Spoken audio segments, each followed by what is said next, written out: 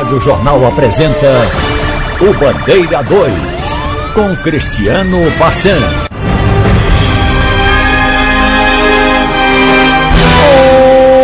Homem executado com mais de 15 tiros na Zona Norte. Mãe e filha assassinadas dentro de casa em Timbaúba. Essas manchetes serão destaques no Bandeira 2 desta segunda-feira, 26 de junho de 2026, aqui na Rádio Jornal FM 90.3. Você está ouvindo Cristiano Bassan no Bandeira 2, a maior audiência do Brasil. Da madrugada da sexta-feira até as primeiras horas da manhã de hoje, dia 22 de junho, 12 pessoas foram assassinadas só no Grande Recife, sendo 3 de ontem para hoje. Wesley Vinícius da Silva, conhecido pelo apelido de Chuck, de 26 anos de idade, foi morto a tiros na Vila da Coab, na cidade de Itambé, na zona da Mata Norte de Pernambuco. A vítima estava consertando o pneu de uma motocicleta na rua São Pedro quando foi surpreendida por homens que estavam em duas motocicletas e efetuaram disparos de arma de fogo. Mesmo ferido, ele ainda tentou correr para escapar dos atiradores, mas acabou caindo sem vida na Rua das Carmelitas. A Polícia Civil de Pernambuco informou por meio da 11ª Delegacia Seccional de Goiânia que o inquérito policial foi instaurado para apurar as circunstâncias, a autoria e a motivação do crime. Após os primeiros levantamentos periciais, o corpo da vítima Wesley Vinícius da Silva, conhecido pelo apelido de Chuck, foi encaminhado para o Instituto de Medicina Legal. William José, de 37 anos de idade, foi morto na comunidade Beira Rio, no bairro de Tabatinga, em Camaragibe, região metropolitana do Recife. A vítima foi atingida por disparos de arma de fogo enquanto estava em frente a um bar. Ele não resistiu aos ferimentos e tombou sem vida no local. A Polícia Civil informou que o caso foi registrado pela Força Tarefa de Homicídios da região metropolitana norte. O inquérito foi instaurado e as investigações seguem em andamento. Após os primeiros levantamentos periciais, o corpo da vítima, William José, de 37 anos de idade, foi encaminhado para o IML do Recife. José Nilson da Costa Silva, de 37 anos de idade, foi assassinado a facadas no sítio Bom Sucesso, zona rural de Santa Cruz da Baixa Verde, no sertão do estado. De acordo com as informações da polícia, José Nilson sofreu ferimentos graves durante a agressão e não resistiu, vindo a óbito no local. Durante os levantamentos iniciais, familiares relataram que a vítima mantinha uma antiga desavença. O principal suspeito do crime, um homem de 35 anos, morador de Serra Talhada. Segundo parentes, os dois tinham um histórico de brigas e ameaças mútuas que se estendiam há vários anos, e a área foi isolada para os trabalhos da perícia. E o corpo da vítima, José Nilson da Costa Silva, de 37 anos de idade, foi encaminhado ao Instituto de Medicina Legal. O corpo de um homem foi encontrado às margens do rio Ipojuca, em uma área de mata no bairro Nossa Senhora das Dores, em Caruaru, no Agreste. O cadáver estava totalmente carbonizado, o que impossibilitou o reconhecimento imediato da vítima. Até o momento não há informações sobre as circunstâncias em que o homem foi morto, nem sobre a autoria do crime. O caso foi registrado como homicídio consumado. Após os primeiros levantamentos periciais, o corpo do homem não identificado foi encaminhado para o Instituto de Medicina Legal, IML de Caruaru. Lucas Francisco da Silva, de 28 anos, foi assassinado na rua São Benedito, na comunidade do Bode, no bairro do Pina, na zona sul do Recife. De acordo com as informações da polícia, Lucas foi encontrado sem roupas, morto na porta do banheiro da residência onde morava, apresentando diversas lesões provocadas por disparos de arma de fogo. Segundo relatos da esposa da vítima, Lucas era usuário de drogas e possuía passagens pela polícia. O caso está sendo investigado pela Força Tarefa de Homicídios do Departamento de Homicídios e Proteção à Pessoa, o DHPP. Em seguida, o corpo de Lucas Francisco da Silva, de 28 anos de idade, foi encaminhado para o Instituto de Medicina Legal. Olha, minha gente, a polícia investiga a morte de um menino de 2 anos que teria caído em uma cisterna no Alto da Bondade, em Olinda. Valtz Balbino. Menino de 2 anos de idade estava brincando na rua de casa na manhã do último sábado, no Alto da Bondade, em Olinda. Familiares sentiram falta da criança e, a princípio, pensaram que o menino tinha acompanhado o pai. Como sempre fazia, o pai saía para resolver alguma coisa, a criança acompanhava. Quando perceberam que não, iniciaram buscas pela região. O menino foi encontrado sem vida dentro de uma cisterna. Segundo informações, essa cisterna fica 2 imóveis depois da residência da família. Estava aberta e com água. Ainda não se sabe se o menino caiu e morreu afogado ou se aconteceu alguma coisa antes da criança cair nessa cisterna. A Polícia Civil investiga o caso e informou por meio de nota que a ocorrência foi registrada como morte a esclarecer, sem indícios de violência. A gente vai seguir acompanhando essa história. Os pais do menino estiveram neste domingo no IML do Recife e fizeram a liberação do corpo, mas eles falaram que estavam sem condições de gravar entrevista. Qualquer novidade, a gente traz na nossa programação. Valtson Balbino para o Bandeira 2. Obrigado, Valtson, que voltou já trazendo mais informações. Cristiano Bassan, o repórter do Bandeira 2. Eita, Vanildo, agora chegou a hora do nosso bom dia. Bom dia. Bom dia. Bom dia. Bom dia. Bom dia. Um bom dia especial para a galera que está nos acompanhando, nosso amigo Jonas, radialista lá de Camaragibe, Jonas Silva, lá da Camaral, obrigado pela audiência. Também pelo YouTube, acompanhando o nosso programa, está o irmão Birino, lá de Caetés 3, Velho Polo, Abreu e Lima, Boca da Mata ali, terminal de ônibus Caetés 3, um abraço e obrigado pela audiência. O irmão Birino, também a Maria das Graças acompanhando a gente, um bom dia para Cristiane Maria, na escuta do nosso programa, também para Tatuapé em São Paulo, o pessoal que nos ouve lá em Tatuapé, obrigado pelo carinho da audiência. Um alô para o amigo Albertino Correia, sempre na escuta do programa, para Manuel Jerônimo, o herói do sertão, também o nosso Hugo Peixoto, assessor da imprensa do Instituto Federal de Ciência e Tecnologia de Pernambuco, IFPE. Alô, Hugo Peixoto, lá em Nazaré da Mata, o radialista Gilmar Santos, em Glória do Goitá, o doutor Silvano Sarmento, perito criminal lá em Vitória de Santo Antão, o doutor Roberto Sotério e o doutor Rogério lá no Hospital Santa Maria, ao empresário Alexandre Ferrer, no engarrafamento Pitu, também a Draito Bandeira, diretor do Bloco A Girafa, um abraço para o nosso amigo Aloizinho Ferrer, sempre ligado com a gente, obrigado pelo carinho, pela audiência, um abraço para os veteranos dos brochudos lá de Casa Amarela, olha aí, Zé do Tempero na Cobal, em Casa Amarela, na Miroeira Paulista estão Paula da Barraca e o filho dela, Vando Sertanejo, Getúlio Vaqueiro lá da Guabiraba, um abraço para Joaquim do Café lá em Parnamirim, o irmão Telmo, Refrigeração em Jardim Paulista, os agentes funerários da Casa Batista, Roberto Alexandre,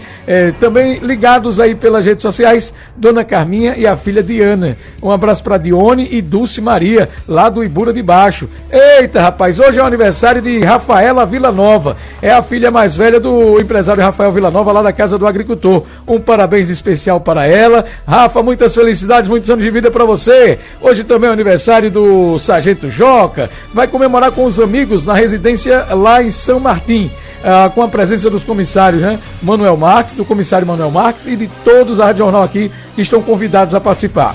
Agora os aniversariantes associados da MERP PMBM, cujo presidente é o Tenente William Vieira. Hoje é o aniversário do capitão Ginaldo Correia Pontes. Alô, capitão Ginaldo Correia Pontes, felicidades, muitos anos de vida.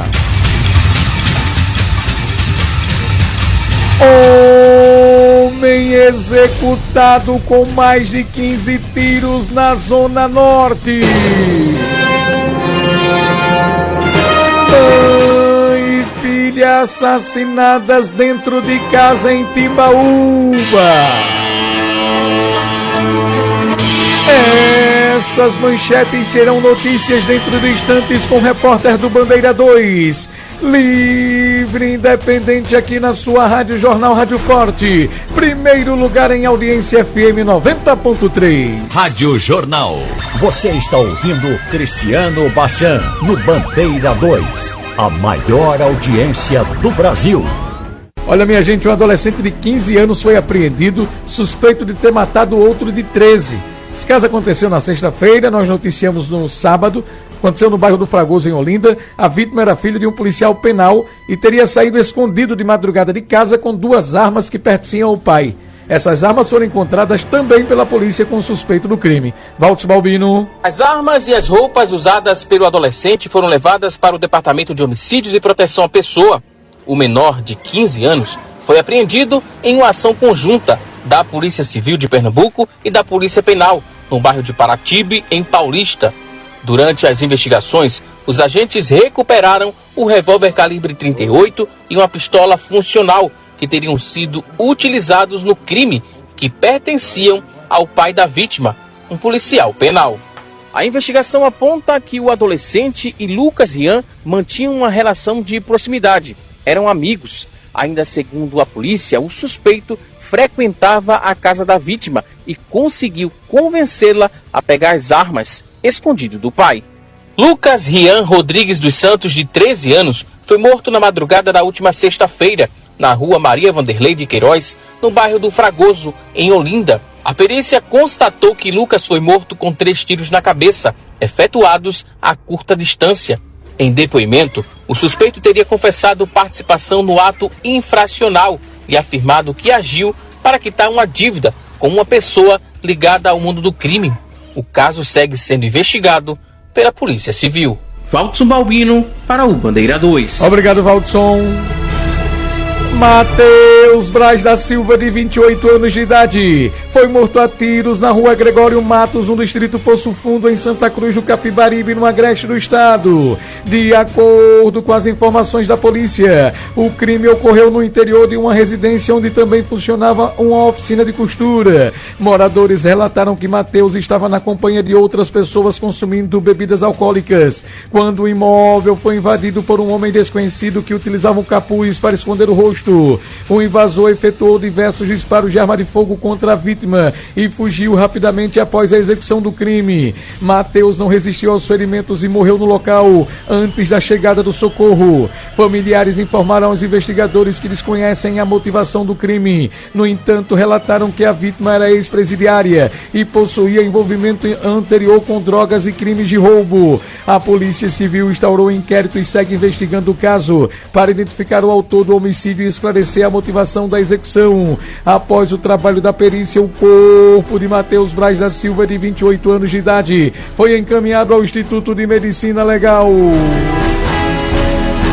Haroldo da Silva Júnior, de 24 anos de idade, morreu em um acidente de trânsito nas proximidades do povoado Alto da Serra, na zona rural de Paranatama, no agreste do estado. A vítima seguia em uma motocicleta acompanhado de um adolescente de 16 anos, quando colidiram com um veículo modelo Corsa e foram arremessados por alguns metros. O jovem sofreu múltiplos ferimentos e teve os braços amputados em decorrência da violência da batida. Ele não resistiu aos ferimentos e morreu ainda no local, enquanto o adolescente foi socorrido por uma equipe do Serviço de Atendimento Móvel de Urgência, o SAMU. De acordo com as informações apuradas pela polícia, o motorista do Corsa deixou o local sem prestar assistência às vítimas. Após os primeiros levantamentos periciais, o corpo da vítima fatal, Haroldo da Silva Júnior, de 24 anos de idade, foi encaminhado para o Instituto de Medicina Legal. O idoso Luiz da Silva, de 64 anos de idade, morreu após ser atropelado nas proximidades do Bar Antônio Chico, em Afogados da Engazeira, no sertão do estado. A vítima foi atingida por um veículo na PE 320 e não resistiu à gravidade dos ferimentos. Após o atropelamento, o condutor do veículo fugiu do local, sem prestar socorro à vítima. Até o momento, o motorista não havia sido identificado. A polícia informou por meio da Delegacia de Afogados da Engazeira que as investigações foram iniciadas e que um inquérito policial foi instaurado para identificar o veículo e o motorista envolvidos no acidente, além de esclarecer as circunstâncias do caso. Após os primeiros levantamentos periciais, o corpo da vítima, Luiz Silva, conhecido como Luizinho, de 64 anos de idade, foi encaminhado para o Instituto de Medicina Legal. E uma operação da polícia para combater um grupo criminoso envolvido em venda de entorpecentes e intimidação de moradores lá de Buenos Aires, na zona da Mata Norte do estado, aconteceu e dentro dos presídios os traficantes ordenavam que os moradores ocupassem ou desocupassem as casas onde moram. Quem tem mais detalhes sobre esta operação é Cíntia Ferreira. Bom dia para você, bom dia para todo mundo. Olha, tá rolando um golpe aí em vários estados brasileiros, conhecido como o golpe do X9. Como é que esses criminosos agem? Eles pegam um telefone de algum comerciante, que o telefone está exposto na internet, ligam para esse comerciante, ameaçando e extorquindo, dizendo o seguinte: olha, você passou informações para a polícia, você me prejudicou, eu quero uma quantia em dinheiro para não fazer isso ou aquilo outro com você ou sua família. Esse é o golpe do X9 que está acontecendo em alguns estados aqui do país. Só que aqui em Pernambuco, os criminosos mudaram um pouquinho esse golpe do X9. O que é que estava acontecendo lá na cidade de Buenos Aires, na Mata Norte do estado? Uma pessoa que estava dentro do presídio, ou seja, um presidiário, fazia uma ligação de vídeo para um comparsa que estava do lado de fora. O comparsa, com o celular, com essa chamada de vídeo ativa, ia até uma residência de um morador da cidade lá de Buenos Aires, e aí as ameaças eram feitas no mesmo molde, dizendo que essas pessoas fizeram denúncias, que prejudicaram, que a polícia fez apreensão de drogas e que eles tiveram um prejuízo grande. Esse criminoso que estava preso fazia ameaças, dizia: olha, você tem que me pagar 15, 20, 30 mil reais. E essas vítimas eram pessoas que não tinham condições de ter esse dinheiro. Eram pessoas que recebiam um salário mínimo, pessoas humildes, que sequer tinham um envolvimento. Isso, na verdade, era coisa que elas eram vítimas. E aí elas ficavam desesperadas, diziam que não tinha esse dinheiro. E esses criminosos, segundo a investigação da polícia, dizem o seguinte: já que você não tem o dinheiro, me dá a sua casa agora. Você tem até amanhã para deixar a residência. A polícia começou a investigar e inclusive deflagrou essa operação, é a Operação Última Chamada. Foram cumpridos 3 mandados de busca e apreensão, um na cidade de Buenos Aires, outro no presídio de Limoeiro e outro no Cotel. É apenas o início dessas investigações. A polícia quer desarticular essa organização criminosa, quer identificar essa pessoa que ia na casa dessas vítimas com esse telefone, com essa chamada de vídeo. E aí, até agora, a polícia conseguiu identificar pelo menos 4 vítimas, 4 pessoas que tiveram suas casas tomadas pelo tráfico de drogas. E aí, o que eles faziam depois com essas residências? Ou eles transformavam as casas em bocas de fumo, isso de acordo com a polícia, ou eles vendiam os imóveis, contando com a ajuda de laranjas, e com o dinheiro eles alimentavam o tráfico de drogas da região. No dia de hoje, a Polícia Civil, através da 58ª Circunscrição de Polícia aqui da cidade de Buenos Aires, deflagrou a operação denominada Última Chamada, visando desarticular uma organização criminosa que atuava dentro e fora dos presídios. Essa organização criminosa, ela atuava principalmente na prática de extorsão a comerciantes, através de chamadas telefônicas de dentro do presídio. Nós conseguimos identificar, inclusive, algumas pessoas aqui da cidade de Buenos Aires que perderam suas casas para essa organização criminosa.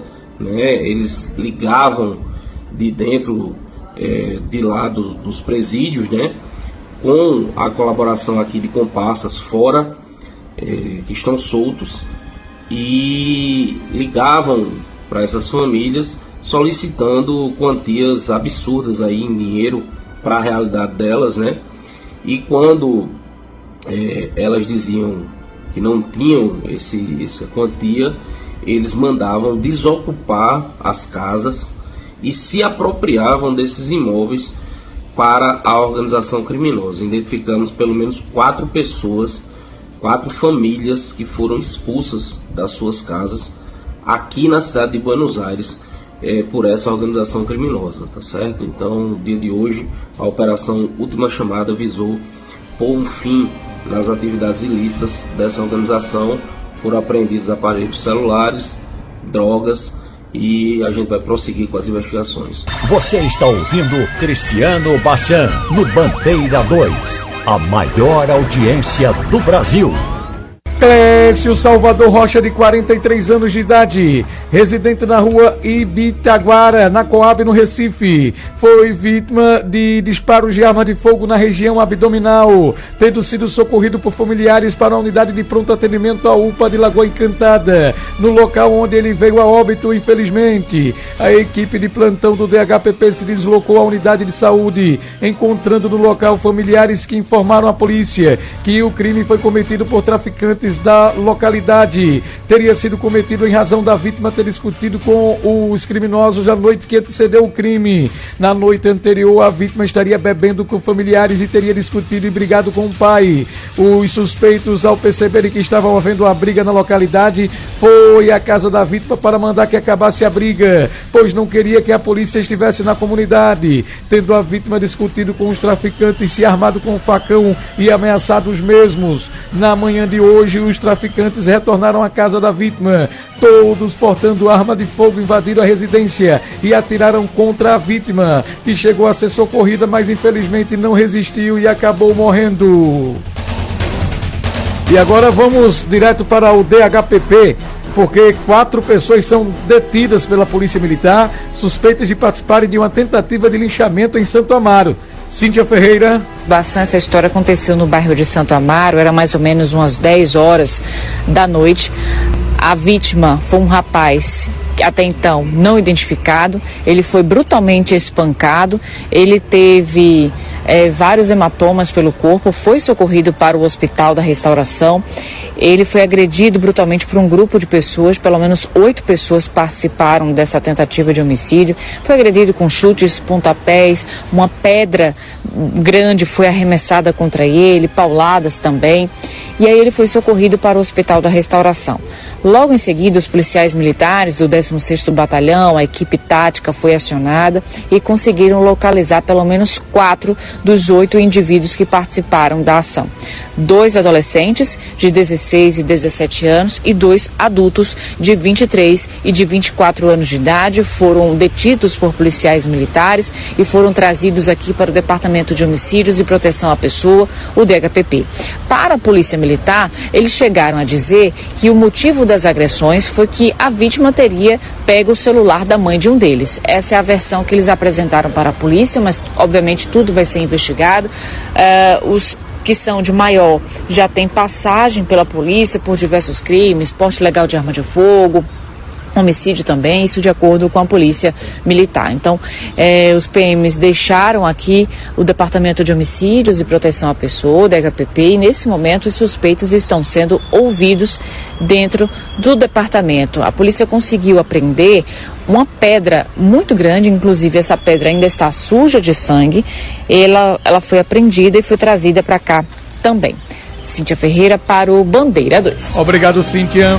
A Polícia Civil de Pernambuco, por meio da Força Tarefa de Homicídios da capital pernambucana, registrou uma ocorrência de duplo homicídio consumado e uma tentativa no bairro da Mostardinha, no Recife. De acordo com as investigações preliminares, 2 homens, um de 23 e outro ainda não identificado, invadiram a residência portando uma arma de fogo, com o objetivo de tentar contra a vida de um homem de 41 anos. Mesmo ferido durante a ação, o homem conseguiu reagir, tomou a arma de fogo e atingiu os 2 invasores que foram a óbito. Um morreu no local do fato e o outro foi socorrido, mas morreu no hospital. Um inquérito policial foi instaurado e o caso segue sendo investigado pela Polícia Civil.